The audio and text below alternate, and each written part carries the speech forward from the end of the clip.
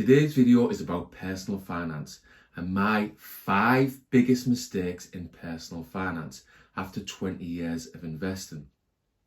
Duff Money is about financial independence. I want to get to a point where I'm financially independent, financially free, so I can spend more time with the people I love, doing what I love.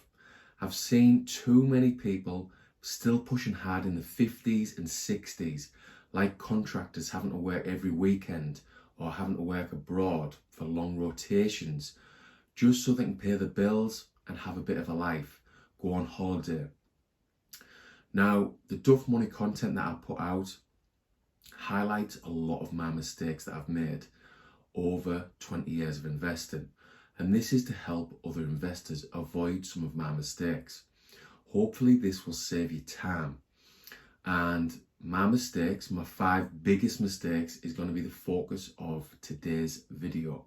So today's video, my 5 biggest mistakes. Number 5, investing into an ISA at 18-year-old and then stopping after 6 months. Now, this is a mistake, but I'm not going to take all the blame because I was clueless at the time. I didn't have a clue about personal finances or investing. Nobody taught me about it at school, and it's a failing on the school system. It's the same in the UK, it's the same everywhere else. We aren't taught about personal finances and investing at school. So it is a mistake on my part, but I'm not taking all the responsibility. So I can still remember going to Alliance in Leicester and Middlesbrough Town Centre as a very young, naive 18-year-old. And I was in the RAF and I had spare money. At the time, I didn't have many outgoings at all. I paid £100 for my accommodation in the RAF and food. I think it come to 150 altogether. So I had spare money to invest. So I invested a couple of £100 into an ISA, but I didn't know what I was doing. I was thinking about going stocks and shares to increase the interest I would earn, but I ended up going into a cash ISA. And this is because I didn't understand. If I did understand, I would have invested into a stocks and shares ISA. I would have invested into an index fund and tracked the markets. Now, hypothetically, let's say I put £500 a month in from 18-year-old. I could have because I didn't have any expenses. So let's say I put £500 a month, every month from 18 into a stocks and shares ISA that tracked the markets. And let's say I managed to get 7% interest on average every year. And when you read the books and look at historical data, 7 to 8% is achievable. 7 to 8% is what markets revert to over time. Markets like the S&P 500, which is the 500 top companies in America, or the FTSE 100, the top 100 companies in the UK. So if I'd have achieved 7% and I'd have invested £500 per calendar month for, let's say, 20 years, I would have ended up as a 38-year-old with over £260,000. And what I want you to focus in on is the interest earned. I would have earned just over £140,000 in interest, and that's compound interest. Because I wasn't taught about it at school, I didn't understand compound interest. It took me years and years to get to a point where I understood it, but it's worth understanding. Take note of compound interest. Mistake number 4, not putting tax money away when I first started my limited company, Duffy Electrical, in 2012. Again, I was clueless because I wasn't financially literate at the time, and I didn't really take tax into account. I didn't put my tax money aside. Now, between 2012 and 2016, I was fortunate enough to have a purple patch in contracting. I made very good money in oil and gas. But my problem was I was poor with personal finances. And one of the ways I was poor is I didn't put my tax money aside. Now, this led me to issues further down the line. One example is I managed to save good money. I managed to accumulate a lot of money in my limited company. And What this enabled me to do was transfer X amount from my limited company to my personal account, and that was my deposit money for the current home we now live in. But when you do that, when you take money from a limited company to a current account, you pay tax on it. And my accountant told me about it, but it didn't really register. Now, this caught up with me in later years with 2 self-assessment bills. The tax money I owed because of transferring this money over from my limited company to my personal account was £10,000. Now, I deferred that to later years. So I think in 2014, I paid £5,000, but then I forgot about it. So in 2016, when it came to pay my self-assessment tax bill, I had a self-assessment tax bill of £7,500. £7,500 that I didn't really have at the time, and it caused me stress and anxiety. So, and that was because I didn't put my tax away. What I should have done was put 20% of my earnings away each month for tax. Then I could have just forgot about tax. I should have done that from the start, but I didn't. Mistake number 3 is losing my life savings in 2010 and 2011 on single shares. I talk about it all the time on Duff Money, and I invested in a few companies and lost £8,000 over a period of maybe 12, 14 months. Whatever it was, I lost my life savings. And it caused me anxiety and stress. And this, along with the 2008 financial crisis, led to 10 years of me being stressed, anxious, worried about money. And it's no good if you want to get on top of your personal finances and start to invest. No good at all. Mistake number 2 is getting a loan to pay a tax bill 2 years in a row. This is terrible personal finances and one of my worst mistakes. And that's why it's number 2 on the list. So I've already mentioned the fact that I was clueless with tax. And I've already mentioned that I had a purple patch in contracting between 2012 and 2016.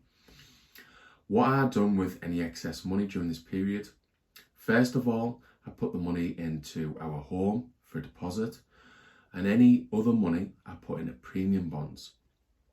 And around 2015, I managed to get up to £70,000 in premium bonds, which was a good amount, a very large amount. I honestly believed I was going to win a big prize, like 100,000 or £1 million. What actually happened is I had money in premium bonds for 4 years during this period and earned interest of about 0.5% per annum. Now, during this period, I had a tax bill to pay, and instead of taking that money out of the premium bonds, I got a loan to pay my tax bill. So I'm earning on one hand 0.5% interest, and on the other hand I get a loan for 6.8%. Poor personal finances.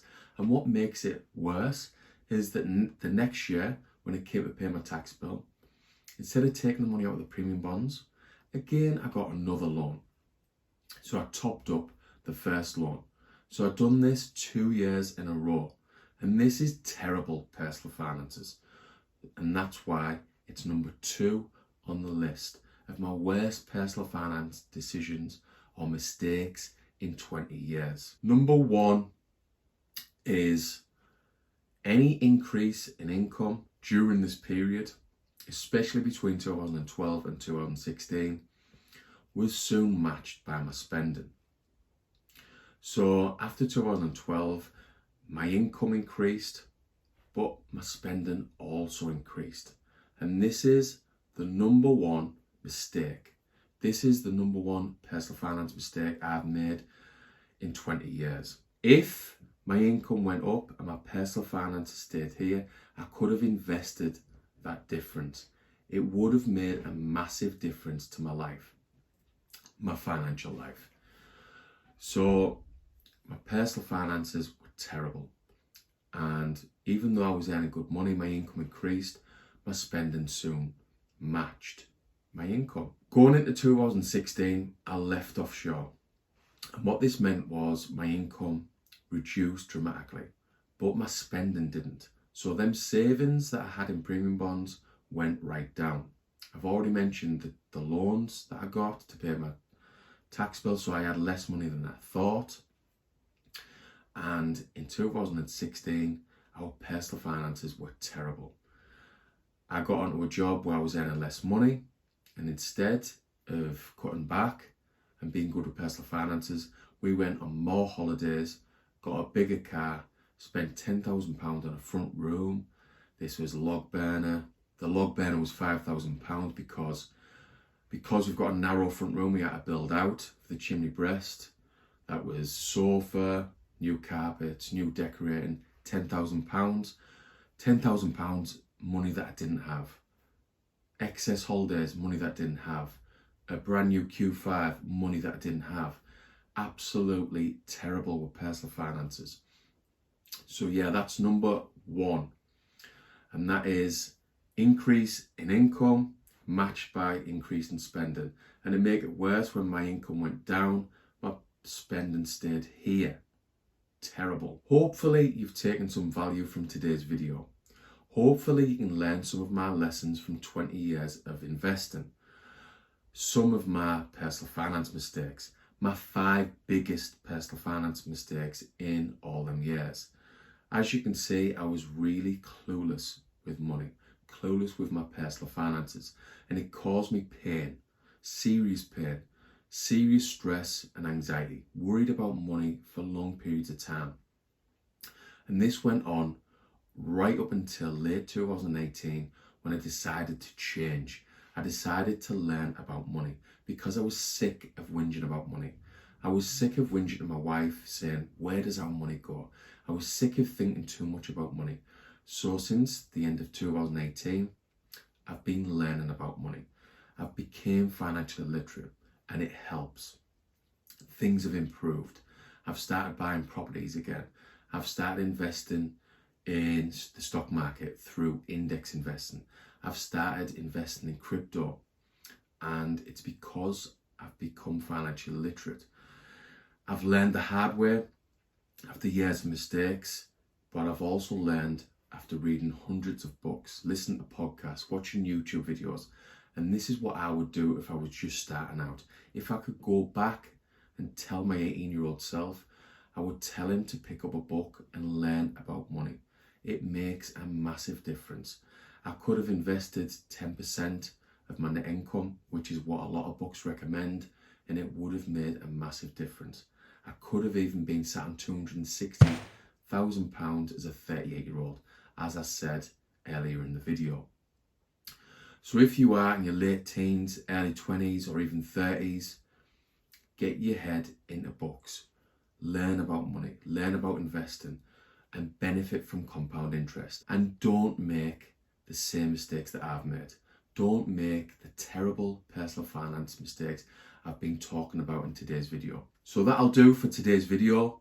And if you've liked the content, give me a like and help me get the content out there so I can help other investors avoid some very avoidable mistakes.